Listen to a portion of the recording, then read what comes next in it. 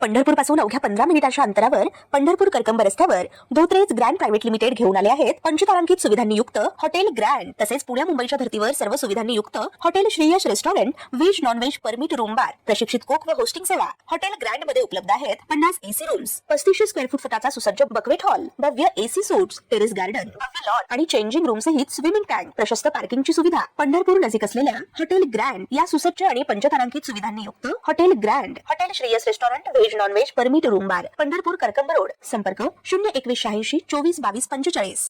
राज्यातील लाडक्या बहिणींसाठी आनंदाची बातमी आहे। लाडक्या बहिणींना लवकरच 2100 रुपयांचा हप्ता दिला जाणार आहे। फडणवीस सरकारकडून यासाठी हालचाली सुरू झाल्या आहेत।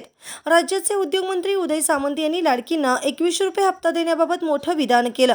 उदय सामंत यांनी सांगितले की लाडक्या बहिणींना 2100 रुपये देण्यासाठी आमचा अभ्यास सुरू आहे।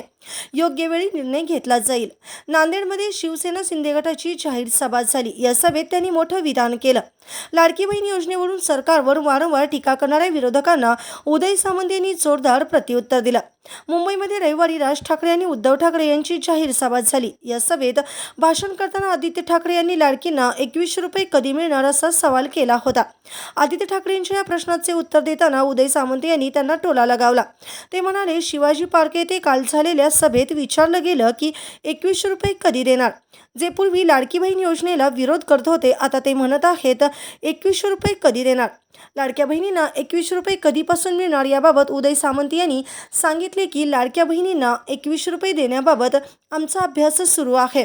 योग्य वेळी तो निर्णय घेतला जाईल। कोणत्याही गैरसमजाला बळी पडू नका असे आवाहन त्यांनी लाडक्या बहिणींना केलं आहे। ताज्या घडामोडी पाहण्यासाठी आमच्या YouTube चॅनलवरील PVR म्हणजेच पंढरी वार्ता या न्यूजला सबस्क्राइब करा आणि शेजारील बेल आयकॉनवर क्लिक करा।